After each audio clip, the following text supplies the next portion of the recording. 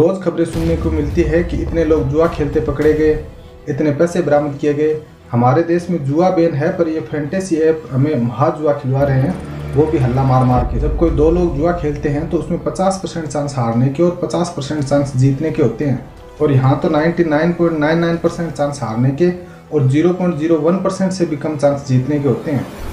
आज सिस्टम ही ऐसा हो गया है, चाहे नेता हो या अभिनेता हो, जिस पर भी ज़्यादा भरोसा करो वही हमारा काट कर चला जाता है। आज एक्टर्स हमें गुटखा खाने के लिए और क्रिकेटर्स हमें फैंटेसी गेम खेलने के लिए प्रेरित कर रहे हैं। भारत में 70 से भी ऊपर फैंटेसी गेमिंग वाली कंपनियां हैं और उनमें सबसे ऊपर है ड्रीम 11। ड्रीम 11 भारत की सबसे बड़ी गेमिंग कंपनी है। ड्रीम 11 के वर्तमान में 150 मिलियन से भी ऊपर कस्टमर है। अप्रैल 2019 में ड्रीम 11 यूनिकॉर्न कलम में प्रवेश करने वाली पहली भारतीय कंपनी है। यूनिकॉर्न का मतलब होता है जब किसी कंपनी की वैल्यूएशन $1 बिलियन हो जाए, यानी भारतीय रुपयों में बात करें तो लगभग 7,500 करोड़ रुपए जब किसी कंपनी की वैल्यूएशन हो जाती है तो वो यूनिकॉर्न कहलाती है। और ड्रीम 11 पहली भारतीय गेमिंग कंपनी है जो यूनिकॉर्न बनी है। तो सवाल उठता है कि जो कंपनियां 50 सालों में यूनिकॉर्न नहीं बन पाई, ये ड्रीम 11 मात्र 10 सालों में यूनिकॉर्न कैसे बन गई? क्या ये एक सट्टा कंपनी है? क्या ये गैम्बलिंग करवाती है? और अगर ये सट्टा कंपनी है तो भारत में कैसे चल पा रही है, क्योंकि भारत में तो जुआ बैन है। तो आज हम इस ड्रीम 11 के बिजनेस मॉड्यूल को समझने की कोशिश करते हैं। भारत में साल 2008 में जब IPL की शुरुआत हुई, तब हर्ष जैन और भावित सेठ द्वारा ये ड्रीम 11 कंपनी बनाई गई।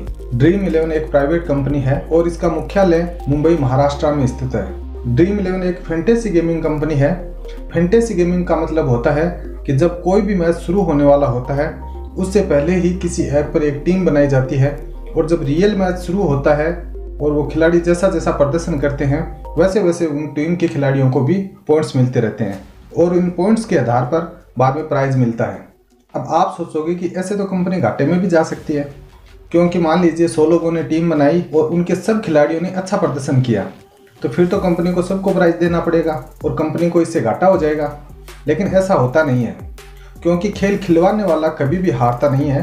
हार या जीत उनकी होती है जो खेल खेलते हैं।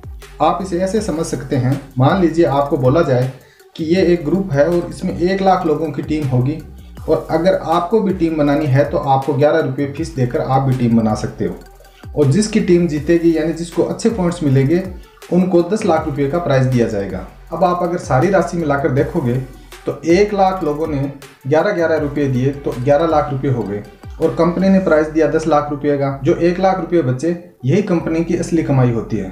कहने का मतलब ये है कि आप चाहे हारो या जीतो, कंपनी हमेशा प्रॉफिट में ही रहती है।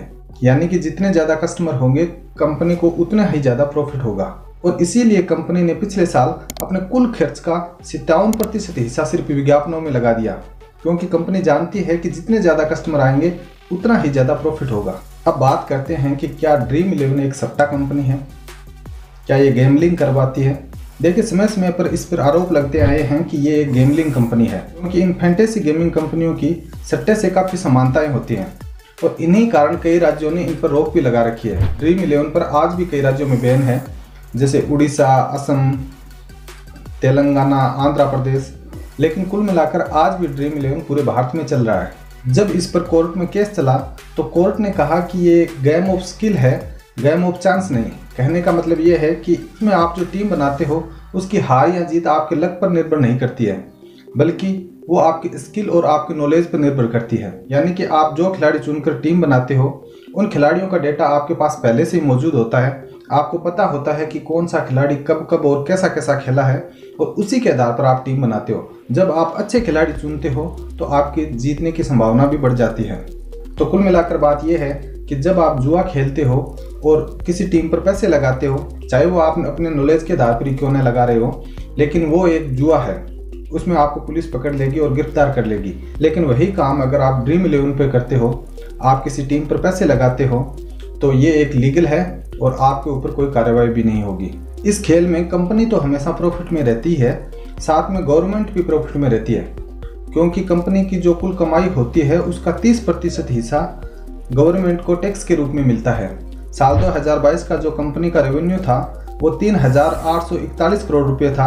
अब आप देख लीजिए कि 30% के हिसाब से कितने पैसे गवर्नमेंट के पास गए होंगे। और ड्रीम 11 ने पिछले साल सिर्फ ब्याज से 224 करोड़ रुपए कमाए थे। वर्तमान में ड्रीम 11 पर कस्टमरों की संख्या दिन प्रतिदिन बढ़ती ही जा रही है। ड्रीम 11 पर इतने कस्टमर बढ़ने के कई कारण हैं जिनकी हम इस वीडियो में चर्चा करेंगे, जिनमें से पहला कारण है इनके विज्ञापन करने का तरीका बड़ा ही यूनिक है।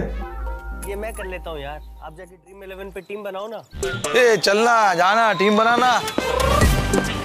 करोड़ों का मेगा कॉन्टेस्ट है, खेलेगा नहीं? इन्होंने विज्ञापन के लिए उन क्रिकेटर्स को पकड़ा जिनकी भारतीय लोग बहुत ज्यादा रिस्पेक्ट करते हैं। जब वो बार बार आकर के कहते हैं कि टीम बना लो, खेलो यार, असली मजा तभी है जब सब साथ मिलकर के खेलेंगे, तब हर कोई भारतीय ज्यादा कुछ सोचे समझे बिना ही इन फैंटेसी ऐप पर खेलने लग जाता है। क्योंकि इससे हर भारतीय की एक भावना बन जाती है कि जब अपने खिलाड़ी ही ड्रीम 11 से जुड़े हुए हैं तो हम भी ड्रीम 11 से जुड़ के चलो मजे लेते हैं। लेकिन अब भी कुछ लोग जिनको क्रिकेट का कम नॉलेज है और जिनको पैसे लगने का डर है, वो अब भी ड्रीम 11 पर नहीं खेलते, लेकिन उन्हें इनका जो दूसरे प्रकार के विज्ञापन होते हैं वे खींच कर ले आते हैं। यानी इतनी सी फीस और इतना बड़ा इनाम, इतनी सी कॉन्टेस्ट फी और इतना बड़ा प्राइस। जब ये लोग इस तरह के विज्ञापन देखते हैं, पहले जिनके मन में पैसे लगने का डर था, उसी डर की जगह अब करोड़पति बनने के सपने घूमने लगते हैं। और वो सोचने लगते हैं कि अगर जाएंगे भी तो कितने रुपए जाएंगे, 150 रुपये चले जाएंगे, लेकिन अगर आए तो मैं करोड़पति बन जाऊंगा और वैसे भी 50 रुपये बचाकर मैं अपना कौन सा जीवन सुधार लूंगा।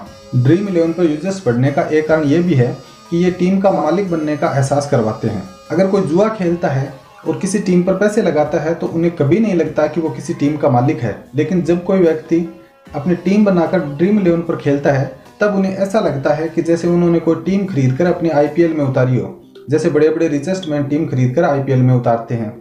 और ये बात विशेषकर युवाओं को बहुत आकर्षित करती है। इसके अलावा यूजर्स की संख्या बढ़ने का एक कारण ये भी है कि ड्रीम 11 का जो प्राइज वितरण करने का तरीका है वो बड़ा ही यूनिक है। मान लीजिए 1 लाख लोगों का ग्रुप है और उसमें इन्हें 10 लाख रुपए का प्राइज वितरण करना है, तो सिर्फ ये ऊपर वाले 4-5 लोगों को ही 10 लाख रुपए नहीं बांटते, बल्कि ये 10 लाख रुपयों का छोटा छोटा हिस्सा करके कई लोगों में बांटते हैं, जिससे कि जो 1 लाख लोगों का ग्रुप है उनमें कम से कम 40-50% लोगों के पास इनाम की राशि पहुंचे, जिससे खेलने वालों को ये लगे कि ड्रीम 11 पर पैसे जाते ही नहीं बल्कि पैसे आते भी है।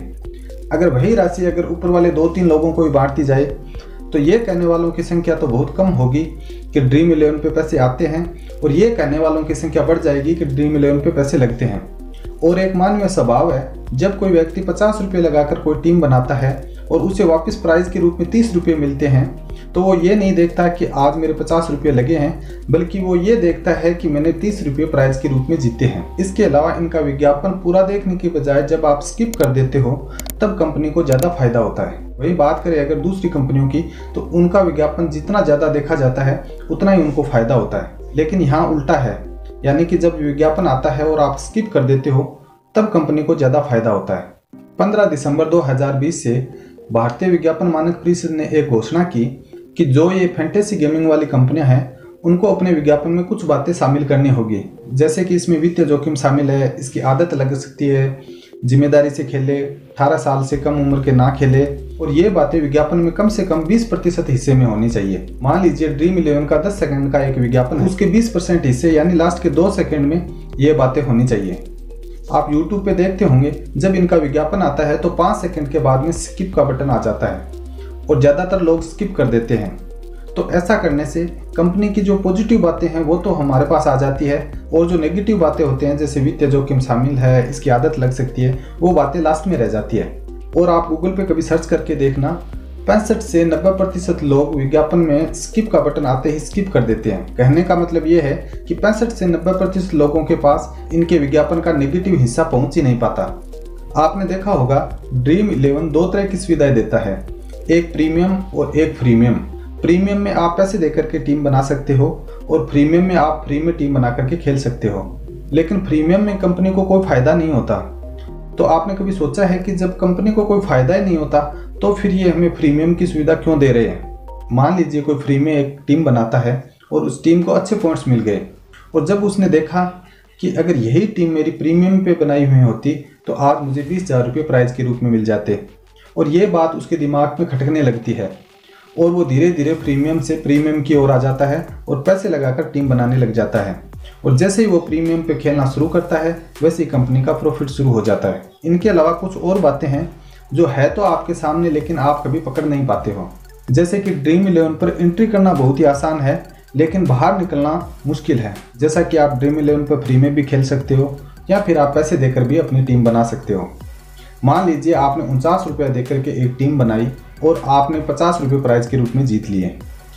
अब आप वो 50 रुपये निकाल नहीं सकते क्योंकि आपको पैसे निकालने के लिए कम से कम आपके पास 100 या 200 रुपये की राशि होनी चाहिए। अब आप वो पैसे निकाल नहीं सकते तो क्या करोगे कि फिर से टीम बनाओगे और फिर से खेलोगे। तो दूसरी बार मान लीजिए आपके 50 रुपये चले गए, तब आप तीसरी बार ये सोच करके खेलोगे कि वो जो रुपये मेरे लगे हैं कम से कम वो तो कमा लूँ। और मान लीजिए दूसरी बार आपको लगने के बजाय आपके पास 1000 या 2000 रुपये आ गए, तब व्यक्ति के मन में लालच पड़ जाता है कि चलो एक गेम और खेल लेता हूँ। और ये कंपनियाँ अच्छी तरह से जानती है कि जब व्यक्ति 4-5 गेम खेल लेता है तो धीरे धीरे उसमें आदत पड़नी शुरू हो जाती है और वो फिर रेगुलर अपनी टीम बना करके खेलने लग जाता है। और इसीलिए ड्रीम 11 ने एंट्री और एग्जिट में इतना बड़ा अंतर कर रखा है। देखिए, मुझे तो यही लगता है कि जो खिलाड़ी खेलते हैं उनको ही नहीं पता होता कि आज वो कितने रन बना पाएंगे, तो हम पहले से ही कैसे तय कर सकते हैं कि आज वो इतने रन बना पाएंगे। देखिए, हम चाहे हारे या जीते, कंपनी तो हमेशा प्रॉफिट में रहने वाली है। मेरे हिसाब से जो जीत जाता है उसके लिए तो ये गेम ऑफ स्किल है और जो हार जाता है वो कहता है कि ये एक जुआ है। मेरा आप लोगों से एक सवाल है, जब आप अपने आसपास सुनते हो कि उसके ड्रीम 11 से इतने पैसे आए, उसने लाख रुपए कमाए, उसने इतने हजार कमा लिए, तो क्या वो डेली जीतते हैं और डेली पैसे कमाते हैं? अगर कोई व्यक्ति महीने के 300 दिन पैसे हार रहा है और एक दिन उसके कुछ पैसे आ जाते हैं तो आप उसे क्या कहोगे? उसकी काबिलियत या उसकी किस्मत? एक ज़रूरी बात और दोस्तों, इस तरह की वीडियो बनाना बहुत ही रिस्की होता है। मान लीजिए आज ड्रीम 11 ये कहते हुए मुझ पर केस फाइल कर दे कि जब कोर्ट ने बोल दिया है कि ये एक लीगल ऐप है, फिर भी इन्होंने इस तरह की वीडियो बना करके हमारी रेपुटेशन डाउन की है और इससे हमारे बिजनेस पर असर पड़ा है तब। और मान लीजिए जो बातें मैंने आपको बताई है, इस तरह के तर्क देकर के मैं कोर्ट में सही भी साबित हो जाऊं, तब भी क्या?